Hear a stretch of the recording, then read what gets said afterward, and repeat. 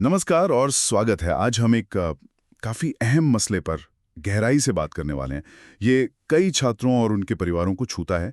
शैक्षणिक आत्मसम्मान में कमी, या जिसे हम लो एकेडमिक सेल्फ एस्टीम कहते हैं। ये सिर्फ मतलब परीक्षा का डर नहीं है या होमवर्क पसंद ना आना। ये उससे कहीं ज़्यादा गहरी चीज़ है। ये वो हालत है जब कोई छात्र अपनी पढ़ाई लिखाई से जुड़ी काबिलियत को, अपनी समझ को, या कह ले अपनी क्षमता को लगातार कम आंकता है। हमारे पास इस पर एक डिटेल सोर्स है जिसका टाइटल है शैक्षणिक आत्मसम्मान, कारण, प्रभाव और समाधान। तो आज हमारी कोशिश रहेगी कि इस सोर्स के जो ज़रूरी पॉइंट्स हैं उन्हें समझें। ये समस्या असल में है क्या, इसके पीछे वजहें क्या हैं, लक्षण क्या दिखते हैं, और सबसे ज़रूरी इससे निपटने के लिए क्या प्रैक्टिकल तरीके हो सकते हैं जो इस सोर्स में बताए गए हैं। तो चलिए शुरू करते हैं इसकी पड़ताल। बिल्कुल। और ये शुरू में ही साफ करना जरूरी है, जैसा आपने कहा कि ये कोई अस्थाई मूड की बात नहीं है या कभी कभार होने वाला डाउट। जैसा कि ये सोर्स बताता है, ये एक तरह की पुरानी मतलब जड़ पकड़ चुकी मानसिकता बन सकती है। ये सिर्फ छात्र के ग्रेड्स पर असर नहीं डालती, बल्कि सीखने के प्रति उसका पूरा नजरिया, उसकी कोशिश करने की इच्छा, चुनौतियों का सामना करने की हिम्मत, इन सबको प्रभावित करती है। ये एक ऐसी स्थिति है जो उसे पढ़ाई से इमोशनली दूर कर सकती है। तो अगर इसे और थोड़ा साफ करें, परिभाषित करें, तो ये प्रॉब्लम दिखती कैसी है? क्या ये सिर्फ ये सोचना है कि मैं गणित में अच्छा नहीं हूँ? ये उससे थोड़ा ज्यादा कॉम्प्लेक्स है। सोर्स के हिसाब से ये अपनी एकेडमिक काबिलियत का लगातार कम मूल्यांकन करना है। छात्र सिर्फ ये नहीं सोचते कि वो किसी एक सब्जेक्ट में वीक हैं, बल्कि वो अक्सर खुद के लिए क्या कहते हैं, लेबल्स इस्तेमाल करने लगते हैं। जैसे मैं हूं ही सुस्त, मेरा दिमाग उतना तेज नहीं चलता, या मैं दूसरों जितना होशियार कभी नहीं बन सकता। ये एक तरह की परमानेंट सेल्फ इमेज बन जाती है जो उनकी एकेडमिक पहचान से जुड़ जाती है। अच्छा, तो ये सिर्फ एक फीलिंग नहीं बल्कि एक पहचान का, एक आइडेंटिटी का हिस्सा बन जाता है। और आपने कहा कि ये कॉन्फिडेंस और मोटिवेशन को कम कर देता है। वो कैसे होता है? आप सोचिए, अगर कोई छात्र पहले से ही मान के बैठा है कि वो कामयाब नहीं हो सकता, तो वो नई या मुश्किल चीजें ट्राई करने से कतराएगा, है ना? सोर्स इसे साफ करता है। ये रवैया जो है वो एकेडमिक रिस्क लेने की इच्छा को धीरे धीरे खत्म कर देता है। कोशिश ही क्यों करना जब लगे कि नतीजा तो फेलियर ही होगा। इससे मोटिवेशन कम होता है, कॉन्फिडेंस गिरता है, और नतीजा ये होता है कि छात्र पढ़ाई से एक तरह की इमोशनल दूरी बना लेता है। वो स्कूल या कॉलेज तो जा रहा है, पर उसका मन वो सीखने की प्रोसेस से हट जाता है। ये तो वाकई चिंता की बात है। अब आते हैं इसके कारणों पर। सोर्सेस पर काफी डिटेल में बात करता है। हम्म, मनोवैज्ञानिक कारणों से शुरू करें तो एक बड़ी वजह बताई गई है नकारात्मक आत्म अवधारणा, यानी खुद के बारे में एक परमानेंट नेगेटिव सोच बना लेना। हाँ, और ये बनती कैसे है? एक इंटरेस्टिंग थ्योरी जिसका जिक्र इस सोर्स में है, वो है लियोन फेस्टिंगर की सोशल कंपैरिजन थ्योरी 1954 की। ये थ्योरी कहती है कि हम अक्सर खुद को समझने के लिए अपनी तुलना दूसरों से करते हैं।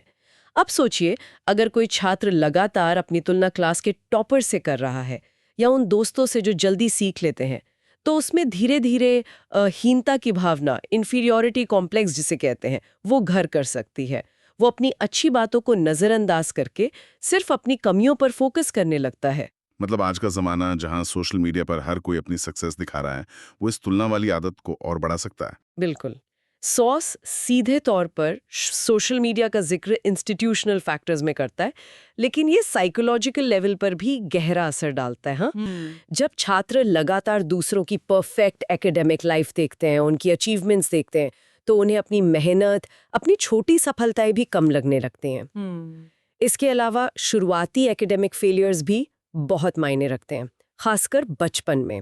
अगर किसी बच्चे को बार बार लगता है कि वो पीछे रह रहा है या फेल हो रहा है, तो उसके मन में ये बात बैठ सकती है कि मैं पढ़ने में हूं ही कमजोर। और यहीं पर शायद वो फिक्स्ड माइंडसेट वाली बात आती है ना, जिसका जिक्र सोर्स में है, कैरल ड्वेक की थ्योरी। आपने सही पकड़ा। कैरल ड्वेक का माइंडसेट थ्योरी यहाँ बहुत रेलेवेंट है, 2006 की। सोच समझाता है कि जिन छात्रों का फिक्स्ड माइंडसेट होता है, यानी वो मानते हैं कि इंटेलिजेंस या टैलेंट पैदाइशी होता है, बदला नहीं जा सकता, वो अपनी गलतियों या फेलियर्स को अपनी परमानेंट कमी का सबूत मानते हैं। उन्हें लगता है, देखा, मैं हूं ही बेवकूफ़।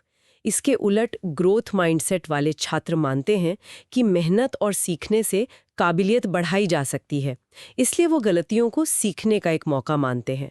तो फिक्स्ड माइंडसेट वाले छात्र चैलेंजेस से बचते हैं और जल्दी हार मान लेते हैं, जो सीधे सीधे उनके सेल्फ एस्टीम को चोट पहुंचाता है।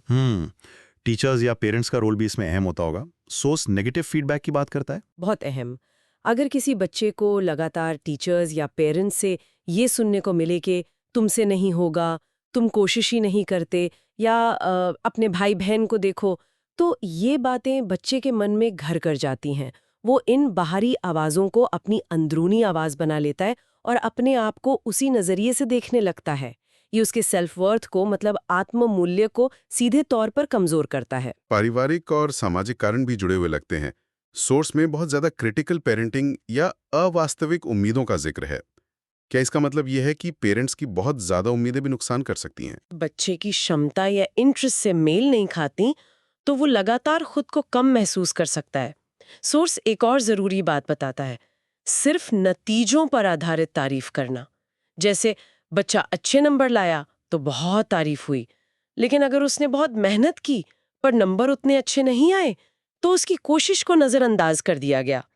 इससे बच्चा सीखता है कि उसकी कीमत सिर्फ उसके रिजल्ट्स में है, उसकी मेहनत या सीखने की प्रक्रिया में नहीं। भाई बहनों या दोस्तों से लगातार तुलना करना, घर या स्कूल में इमोशनल सपोर्ट की कमी, ये सब मिलकर छात्र के मन में ये भावना पैदा कर सकते हैं कि मैं काफ़ी नहीं हूँ। और स्कूल या कॉलेज का माहौल, क्या इंस्टीट्यूशनल फैक्टर्स भी रोल प्ले करते हैं? निश्चित रूप से। ये सोर्स इशारा करता है कि बहुत ज़्यादा कॉम्पिटिटिव एकेडमिक माहौल, जहाँ सिर्फ टॉप रैंकर्स को ही सराहा जाता है, बाकी छात्रों में हीन भावना पैदा कर सकता है। अगर टीचिंग के तरीके ऐसे हैं जो अलग-अलग तरह से सीखने वाले बच्चों यानी डाइवर्स लर्निंग स्टाइल्स का ध्यान नहीं रखते, तो कुछ छात्र खुद को सिस्टम में फिट नहीं पाते और पीछे महसूस करने लगते हैं। सोचिए, कोई बच्चा शायद सुनकर बेहतर सीखता हो पर क्लास में ज़्यादातर जोर लिखने पर हो, और जैसा हमने पहले बात की, पब्लिक रैंकिंग सिस्टम या सोशल मीडिया पर दूसरों के अचीवमेंट्स का लगातार दिखना, ये सब मिलकर अपर्याप्तता की भावनाओं को और गहरा कर सकते हैं। ये तो कारणों की काफी डिटेल तस्वीर है। अब बात करते हैं लक्षणों की। कोई छात्र या टीचर कैसे पहचाने कि प्रॉब्लम सिर्फ आलस या मुश्किल सब्जेक्ट की नहीं, बल्कि कम एकेडमिक सेल्फ एस्टीम की है? छात्र खुद अपने अंदर क्या महसूस करता है? छात्र के नजरिए से देखें तो जैसा सोर्स बताता है, उनके मन में लगातार सेल्फ क्रिटिकल विचार चलते रहते हैं। जैसे, मैं ये नहीं कर पाऊंगा, कोशिश करने का क्या फायदा, मैं तो फेल ही हो जाऊंगा, सब मुझसे ज्यादा होशियार हैं। बिहेवियर में देखें तो ऐसे छात्र अक्सर क्लास में या ग्रुप डिस्कशन में हिस्सा लेने से कतराते हैं। उन्हें डर लगता है कि कहीं वो कुछ गलत ना बोल दें और लोग उन पे हंसें। वो मुश्किल असाइनमेंट लेने से बचते हैं, या अगर लेते भी हैं तो शुरू करने में बहुत टालमटोल करते हैं। क्या वो दूसरों पर ज्यादा निर्भर हो जाते हैं, मतलब डिपेंडेंट? हाँ, ये भी एक लक्षण है। वो छोटे छोटे कामों के लिए भी दूसरों से लगातार आश्वासन, रीअश्योरेंस चाहते हैं। परीक्षा से पहले या जब उनसे क्लास में कोई सवाल पूछा जाता है तो उनमें बहुत ज्यादा चिंता, एंग्जाइटी दिखाई देती है। पसीना आना, दिल तेजी से धड़कना, आवाज कांपना, ये सब संकेत हो सकते हैं। और एक टीचर या पेरेंट क्या देख सकता, बाहर से क्या संकेत मिलते हैं? टीचर देख सकते हैं कि छात्र में क्षमता तो है, वो चीजें समझ सकता है, लेकिन फिर भी क्लास में चुप रहता है, सवाल पूछने से या जवाब देने से बचता है। वो एकेडमिक कामों के लिए खुद से पहल नहीं करता, जैसे किसी प्रोजेक्ट के लिए वॉलंटियर करना। असेसमेंट या वाइवा के समय वो साफ तौर पर असहज या परेशान दिखता है। एक और जरूरी संकेत जिसका सोर्स उल्लेख करता है वो है ग्रेड्स में गिरावट, जिसका कारण क्षमता की कमी नहीं बल्कि कम कॉन्फिडेंस और आलोचना का डर है। छात्र शायद पढ़ना ही छोड़ दे क्योंकि उसे लगता है कि वो ऐसे भी अच्छा नहीं कर पाएगा। क्या भारत में ये समस्या आम है? मतलब क्या कोई आंकड़े हैं इस पर? हाँ, सोर्स में एनसीईआरटी के 2022 के एडोलेसेंस वेलनेस सर्वे का जिक्र है, और ये जानना काफ़ी चौंकाने वाला है कि इस सर्वे में 40% से ज़्यादा छात्रों ने एकेडमिक परफॉर्मेंस से जुड़ी अपर्याप्तता या सेल्फ डाउट की भावनाओं की बात कही। 40% से ज्यादा? हाँ, ये आंकड़ा दिखाता है कि ये कोई छोटी मोटी या रेयर प्रॉब्लम नहीं है, बल्कि हमारे स्कूलों और कॉलेजों में काफ़ी फैली हुई है। ये तो बहुत बड़ा नंबर है। इससे पहले कि हम समाधानों पर जाएं, सोर्स कुछ साइकोलॉजिकल थ्योरीज का भी जिक्र करता है। क्या हम संक्षेप में समझ सकते हैं कि ये थ्योरीज इस प्रॉब्लम को कैसे देखती हैं? जरूर। ये थ्योरीज हमें इस प्रॉब्लम की गहरी जड़ों को समझने में मदद करती हैं। जैसे सोर्स में अब्राहम मैस्लो की हायरार्की ऑफ नीड्स 1943 का जिक्र है। मैस्लो के मॉडल में सेल्फ एस्टीम की ज़रूरत अपनेपन और प्यार, बिलोंगिंगनेस एंड लव की ज़रूरत के ठीक ऊपर आती है। इसका मतलब है कि जब तक छात्र को ये महसूस नहीं होता कि वो स्वीकृत है, उसे अपनेपन का एहसास नहीं होता, तब तक वो सेल्फ एस्टीम और खुद की क्षमता पर विश्वास डेवलप करने के लिए संघर्ष करेगा। अगर अपनेपन की ज़रूरत ही पूरी ना हो तो सेल्फ एस्टीम बनाना बहुत मुश्किल हो जाता है। यानी पहले जुड़ाव बिलोंगिंगनेस महसूस होना जरूरी है, फिर कॉन्फिडेंस आता है। बिल्कुल। फिर एल्बर्ट बंड्यूरा का सेल्फ एफिकेसी थ्योरी है 1977। सेल्फ एफिकेसी का मतलब है किसी खास काम को सफलतापूर्वक करने की अपनी क्षमता में विश्वास। बंड्यूरा कहते हैं कि ये विश्वास तय करता है कि हम कितना एफर्ट डालेंगे, कितनी देर तक टिके रहेंगे और फेलियर से कैसे निपटेंगे। कम एकेडमिक सेल्फ एस्टीम सीधे सीधे छात्र की सेल्फ एफिकेसी को कमजोर करता है। उसे लगता ही नहीं कि वो मुश्किल एकेडमिक काम कर सकता है। और एरिक एरिक्सन का सिद्धांत? एरिक एरिक्सन के साइकोसोशल डेवलपमेंट के सिद्धांत साइकोसोशल थ्योरी 1968 में एक स्टेज है इंडस्ट्री वर्सेस इंफीरियॉरिटी। इंडस्ट्री वर्सेस इंफीरियॉरिटी ये लगभग 6 से 12 साल की उम्र में आती है। इस सोर्स के अनुसार इस उम्र में बच्चे स्कूल में और दूसरी एक्टिविटीज में सफल होकर अपनी योग्यता, अपनी कॉम्पिटेंस डेवलप करते हैं। अगर इस दौरान उन्हें बार बार असफलता मिलती है या उनकी कोशिशों को सराहा नहीं जाता तो उनमें हीनता की भावना, इन्फीरियॉरिटी विकसित हो सकती है, जो आगे चलकर कम सेल्फ एस्टीम का रूप ले सकती है। ये सिद्धांत बताते हैं कि ये प्रॉब्लम सिर्फ सतही नहीं है, बल्कि व्यक्ति के साइकोलॉजिकल डेवलपमेंट से जुड़ी है। ये समझना जरूरी था। अब आते हैं इसके परिणामों पर, इम्पैक्ट पर। अगर किसी छात्र में एकेडमिक सेल्फ एस्टीम की कमी है तो इसका उसकी पढ़ाई और लाइफ पर क्या असर पड़ता है? असर काफी गंभीर और दूर तक जाने वाले हो सकते हैं। सबसे पहला और सीधा असर तो एकेडमिक परफॉर्मेंस पर पड़ता है। जैसा कि सोर्स साफ तौर पर बताता है, कम सेल्फ एस्टीम वाले छात्र जल्दी हार मान लेते हैं। वो मुश्किल सवालों को देखकर कोशिश करना छोड़ देते हैं या अधूरा काम जमा कर देते हैं। इससे वो लगातार अपनी असल क्षमता से कम परफॉर्म करते हैं। मोटिवेशन में भारी कमी आ जाती है। जब फेलियर का डर इतना ज्यादा हो तो नई चीजें सीखने की जो नेचुरल जिज्ञासा होती है, जो उत्साह होता है, वो खत्म हो जाता है। पढ़ाई के अलावा भी असर होते हैं सोशल लाइफ पर? हाँ बिल्कुल। कई बार छात्र सोशली कटने लगते हैं, विड्रॉ कर लेते हैं।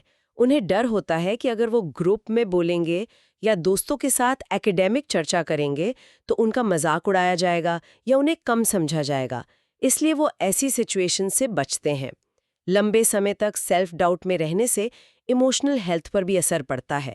सोस एंग्जाइटी, माइल्ड डिप्रेशन और होपलेसनेस यानी निराशा जैसी समस्याओं का जिक्र करता है।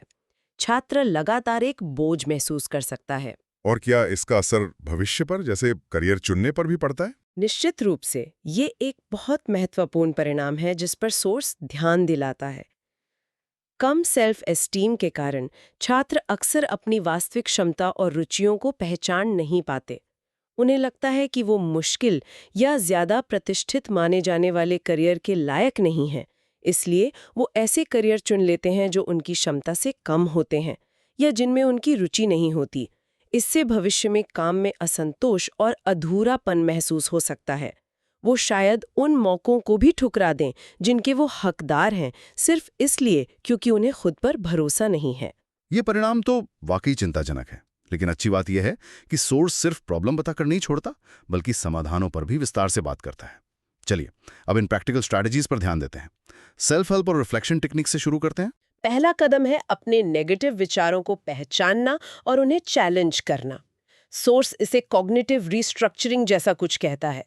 जैसे अगर मन में विचार आए मैं ये कभी नहीं समझ पाऊंगा, तो उसे बदलकर ये सोचना, ये मुश्किल है पर अगर मैं इसे छोटे हिस्सों में तोड़कर कोशिश करूं तो शायद समझ जाऊं, या मैं प्रयास से सुधार करने में सक्षम हूं।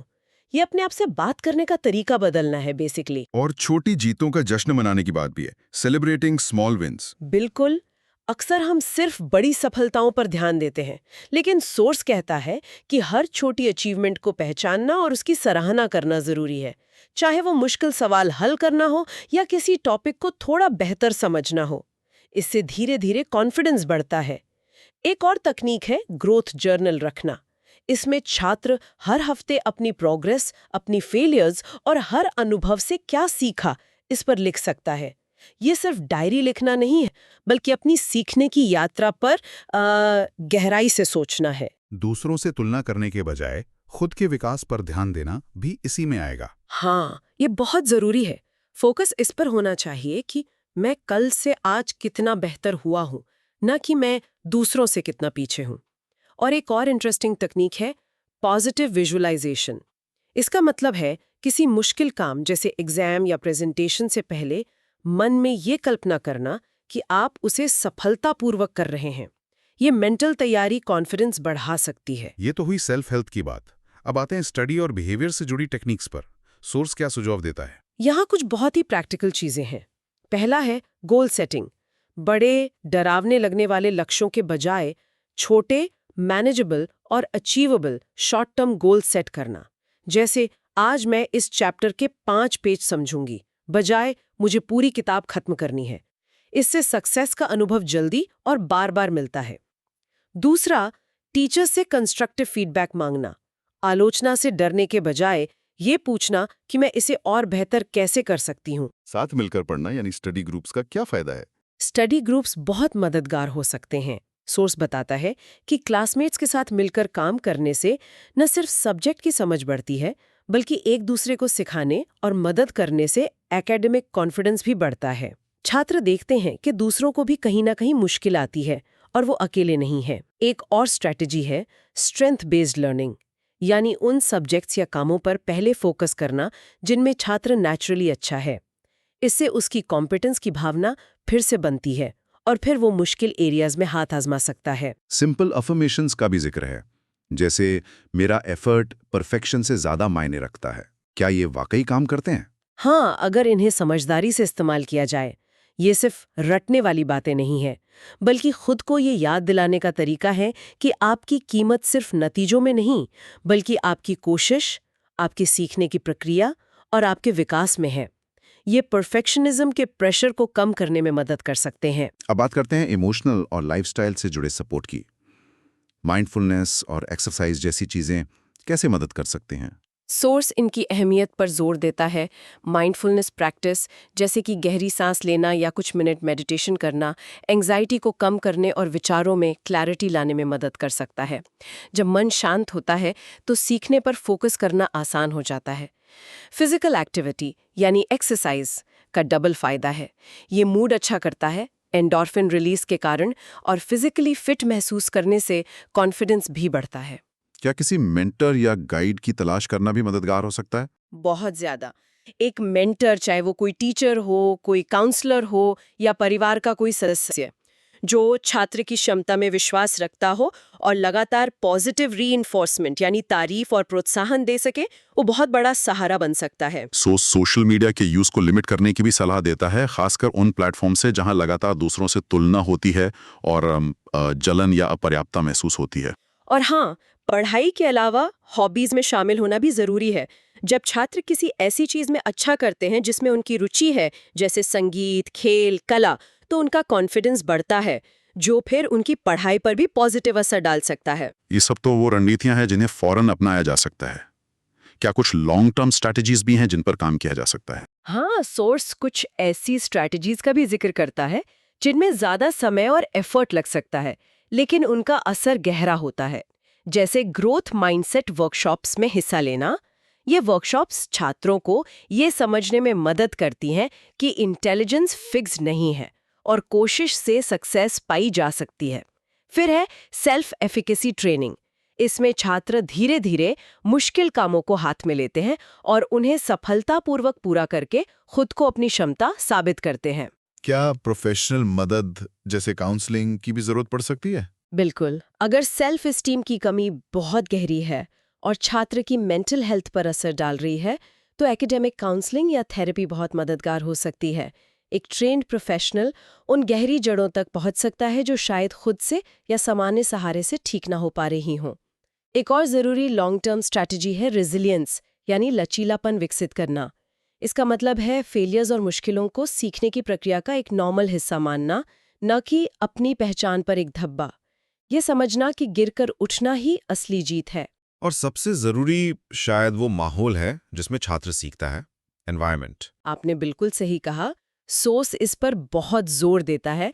एक सपोर्टिव एनवायरनमेंट बनाना सबसे महत्वपूर्ण है। इसमें टीचर्स और पेरेंट्स का रोल सबसे बड़ा है।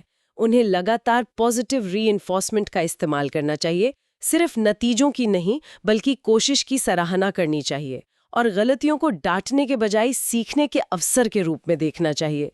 जब छात्र को पता होता है कि गलती करने पर उसे नीचा नहीं दिखाया जाएगा बल्कि मदद की जाएगी, तो वो रिस्क लेने और सीखने से नहीं डरेगा। तो इस सारी चर्चा और सोर्स के एनालिसिस से हम क्या मुख्य बातें निकाल सकते हैं? ऐसा लगता है कि एकेडमिक सेल्फ स्टीम में कमी एक मल्टी डायमेंशनल प्रॉब्लम है, जिसके कारण साइकोलॉजिकल, सोशल और इंस्टीट्यूशनल तीनों लेवल्स पर मौजूद हैं। हाँ, और इसके लक्षण भी सिर्फ कम नंबरों तक सीमित नहीं है, बल्कि छात्र के बिहेवियर, उसकी फीलिंग्स और उसके सोशल इंटरैक्शंस में भी दिखाई देते हैं। लेकिन सबसे अहम बात यह है कि ये कोई लाइलाज स्थिति नहीं है।